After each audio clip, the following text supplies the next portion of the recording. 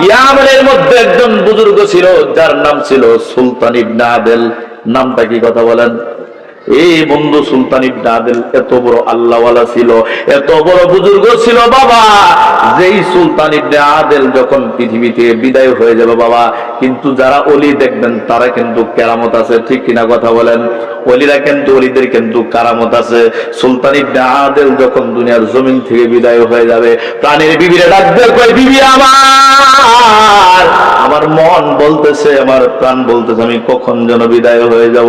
এই বিবি, আমি যখন দুনিয়ার জমিন থেকে বিদায় হয়ে যাব, এই বিবি আমার, আমি যখন বিদায় হয়ে যাব, আমার নাবালে দুইটা সন্তান আমি রেখে গেলাম, তুমি কি করবা? আমার জানাজার কাফন দাফনের ব্যবস্থা করবা, এলাকা থেকে হুজুর ডাক দিবা, ইমাম সাহেব ডাক দিয়ে নিয়ে আসবা, আমার জানাজা রাত্রিবেলা সম্বোধন করে দিবা।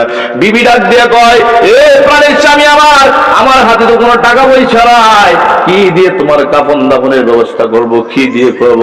সুলতান ইবনে আদেল ডাক দিয়ে বলতেছেন, আমি তোমাকে একটা পরীক্ষা করলাম, কেমন ভালোবাসো, কেমন মহব্বত করো, আমি একটা পরীক্ষা করলাম। সুলতান ইবনে আদেল ডাক দিয়ে কয়, আমার পরনে যেই দুব্বা আছে, যেই পাঞ্জাবি আছে, এই পাঞ্জাবিটা দিয়া আমার দাফন কাফনের ব্যবস্থা করবা। বলি সুবহানাল্লাহ। কাদের কুদরতদারি বরকামাল, আনতা রব্বি আনতা হাসবি যুল জালাল তহি কাদের জলিলুল্লাহ জাহাদা বহরহাল তহি মেরা নিগাদার। সিল্লা বলেন আল্লাহু আকবার। সবকিছুর শক্তিশালীকে কথা বলেন, আল্লাহ চাইলে পারে কিনা কথা বলেন।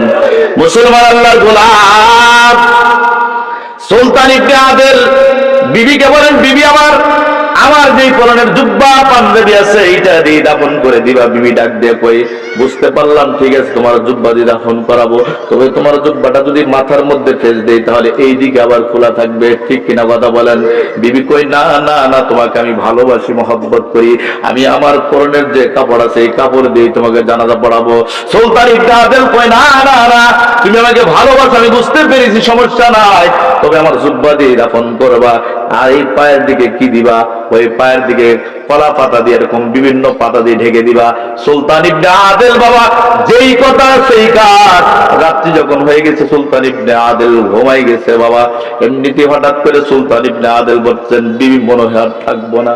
এবার বিবি ডাক দেবে, সুলতান ইবনে আদেল, স্বামী আমার আপনি চলে যাবেন, এই প্রাণের স্বামী আমার আপনি চলে যাবেন, তো বিদায় মুহূর্তে স্বামী আমার আপনার কোন নসিহত আছে কিনা বলে যাইতে পারেন স্বামী আমার। সুলতান ইবনে আদেল ডাক দিয়ে কই, বিবি আমার শোনো, এই যে যুবক দুইটা যুবক রেখে গেলাম আমার জানাজার জন্য, এলাকার মধ্যে পাঠাই